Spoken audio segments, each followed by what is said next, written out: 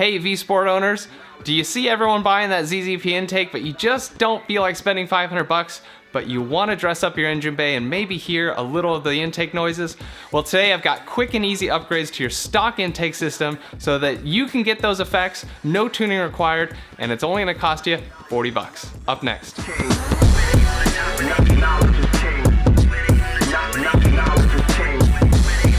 So the ZZP intake is out and it looks great, it sounds great, and we're not really sure if it makes more horsepower, and if it does, it's probably about 10 horsepower or so, and you can't really measure that too easily except for like on a dyno, and you don't really feel it. So if spending $500 on a full intake system isn't up your alley, maybe I've got another option for you. You see, we can make some small modifications to the stock intake system. It'll look better under the engine bay. You might hear a little more of the intake noises, and it's really easy to swap back to stock. That's important because you see, a full intake system can take up to 2.5 hours to install. If you've done it a few times, maybe an hour and a half, but that's a lot of time when you need to go to the dealer to get an oil change or some small thing fixed on your car. You see, GM has told the dealers that these cars, especially the VSport and the ATS Vs, intake modifications or whatever, they should be voiding the warranty. Now, not every dealer is going to do that, but do you really want to take the chance? So I'm going to show you some quick upgrades, and you can take these upgrades back to stock in less than 6 minutes, and in some circumstances less than 2 minutes with just a screwdriver. It's pretty easy, and it's going to cost you $40 or maybe $100 if you want to do a slightly better version. I'm going to show you everything you need to know right now. Let's get to it. Now, before we get to the modification, I want to talk about why the stock airbox just isn't that terrible. Notice it's got a nice big wide opening, and where it sits, it actually feeds air directly from the grill. It's almost like a little ram air system. This is from the engine bay looking forward, and then I'll put a light back there where the camera just was, and you can see the light right through the grill. The air flows right in there, and it's nice cool air, which is one of the most important parts about your intake system, is getting cool air. Plus, the stock box is really stout, and I think it insulates well from the engine bay heat. And now this canister you're looking at is sort of a manifold, and what I'm pointing at the bottom is the actual turbo inlet, and this canister sort of distributes air as necessary to the bypass, to the turbo, etc. Look straight down. You can see the turbo inlet there. There are no restrictions, so I'm not really sure it's necessary to replace this part like the ZZP intake does. Alright, for the first stage of this intake modification, you'll need pretty much just what you see here as far as parts and tools. For tools, you'll want at least a flathead screwdriver. You may want a ratchet and the appropriate socket that will fit on the clamps that you choose to use. You'll need a drill bit set. Then you'll need a 3-inch silicone coupler and appropriate 3-inch clamps. You can use this type of clamp or the worm gear clamp like shown here, which is what I prefer to use, and I'll show you more on that later. The socket is for this type of clamp, so a good set of sockets will get you done there. Then you'll need a piece of 3-inch pipe. So generally you can order on Amazon the polished stainless steel tubing like this. It's 3 inches in diameter, and you'll need it at least 16.5 inches long. This one is not that long.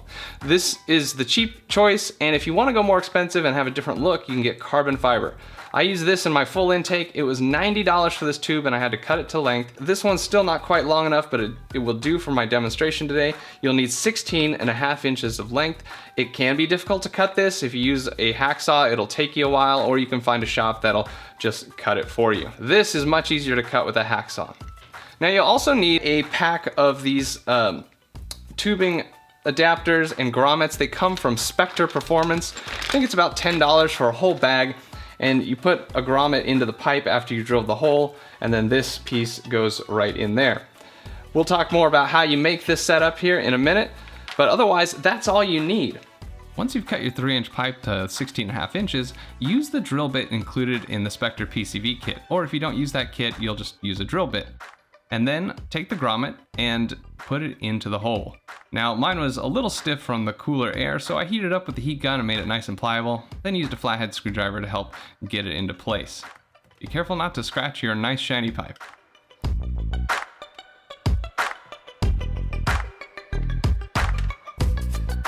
Also be sure to clean out all the debris in your pipe after doing all this. You don't want that sucked into your engine. Next, take the adapter fitting, and I decided to wrap mine in a little bit of plumber's Teflon tape. This is really cheap and you can get it at just about any store, and this will help just make a better seal with the grommet. Go ahead and insert that in, and then I also use a 90-degree vacuum elbow to adapt to the stock vacuum line, and I'll show you that a little later. Okay, first step to this modification is getting rid of the stock crossover. All we gotta do is loosen this screw here, and this screw over here. That'll loosen the clamps so we can get the rubber tubes off. Then under here, we'll disconnect this vacuum line. That's the one we were just working on the 3-inch tube. Just loosen the screws a little bit, the clamps don't have to come off, and then just gently tug them away.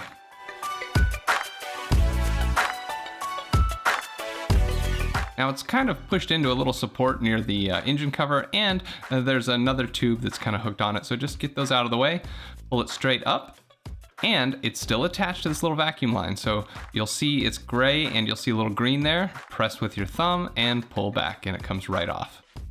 This vacuum connector needs to come off, so just pull that end off, but be careful, sometimes these plastic lines can get brittle. Next, take that 16.5-inch, 3-inch diameter tube and put it into the stock elbow on the passenger side. Make sure that the nipple is pointed forward so it can be connected to the other small plastic vacuum line.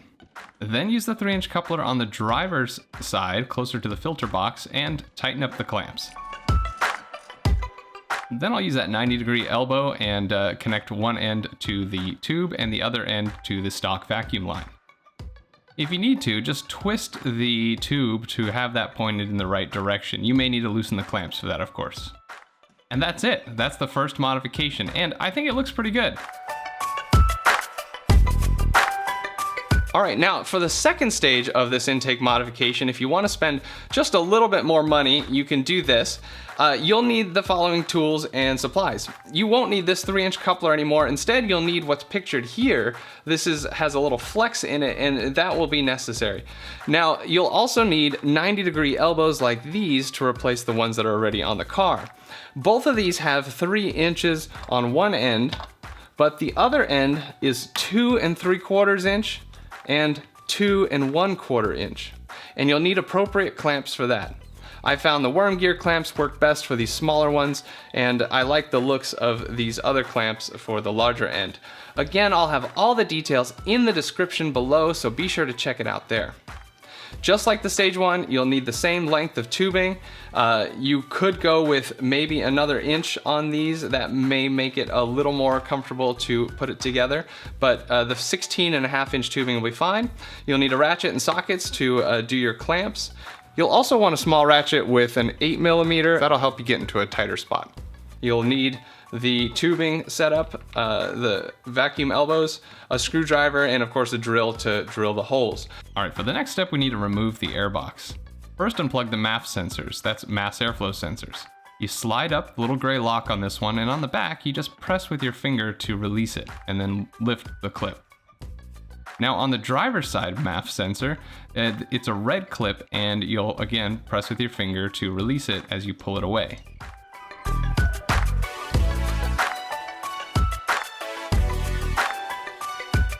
Next, you need to loosen the clamp on the driver's side intake hose.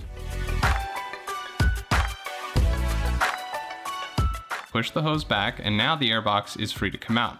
But it's held in by 3 studs, so you just gotta give it a little tug and it'll pop straight up. And then it's easier to lift out the rear side first and then pull it out. But the MAF wires are still attached right here and here. So you'll need to pry those little clips up. You can use a flathead or a trim removal tool like I am, or maybe even needle nose pliers. Mine come out pretty easy because I've done it a few times. Now get that wire out of the way and you can pull the airbox out. Next, we need to completely take off this intake tube. Use your small ratchet with an 8mm socket, and it's pretty well positioned there to do this. Just loosen it up a bit and that hose comes right off. All right, next we'll put in our 90-degree bend that has 3-inch on one end, and that's facing out, and the 2 3/4 inch one goes on the turbo inlet. Just start it on the back side there and then use your fingers to sort of lift the lip of the tube over the turbo inlet. They're not actually the same size. I think the turbo inlet's more like 2.8 inches and the tube is 2.75, so it's a bit of a tight fit. And if you need to, just add a little bit of lubrication or something. Then tighten it down. If you placed your clamp properly, your screwdriver should fit straight in there to tighten it up. Now let's look into the engine well and see why that airbox was so hard to tug out.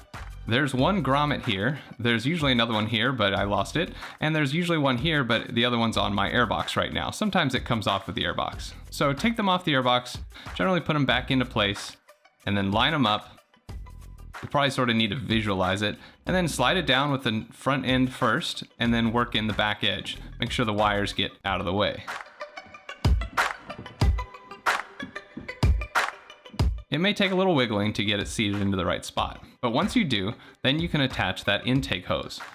Now, the old intake hose, the stock one, was actually more like a 100-degree bend, and this one's only 90, so it doesn't quite get on there just right. So make sure you work it on there as well as you can, and then get the clamp on there nice and tight. But be careful, you don't want to break that black MAF tube coming off of the airbox. But you also don't want that tube sucking in unmetered air that hasn't been metered by the MAF sensor. Even with the videos sped up, you can tell it takes me a little while to get it fully seated to where I feel confident that it's sealed up. Alright, now that that's done, you can reroute the MAF sensors and get them plugged in. Make sure they're not pinched off by anything, and you can just put it right in the same routing it was before. Plug it in and lock it down with that red clip. Then on the driver's side one, plug it in and lock it down with the gray clip. Next, we're going to do the crossover. First, put the 90-degree elbow on the crossover tube. Make sure the smaller end, the 2.25 inch end, goes towards the engine. Also, take note of how the clamps are oriented. You want it easy to take on and take off. Don't tighten the clamps yet. You'll want to adjust things before tightening the clamps. Get it into position and you'll have that 3-inch coupler on the other end, just like we did earlier in the video. And see, now I can twist the tube so I can point that nipple in the right direction.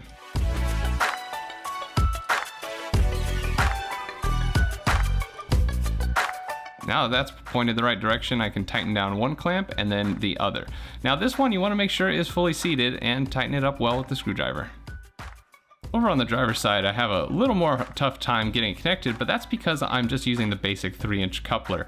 That hump hose coupler that I showed you, that's what you want to use, and this will fit just right. And once your clamps are tightened up, be sure to get that small vacuum line attached.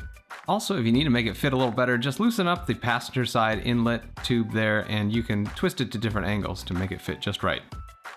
Now we're going to take it for a drive, and you can barely hear a little extra intake whistle on the first clip before the microphones just pick up a wind noise. So take a listen right here.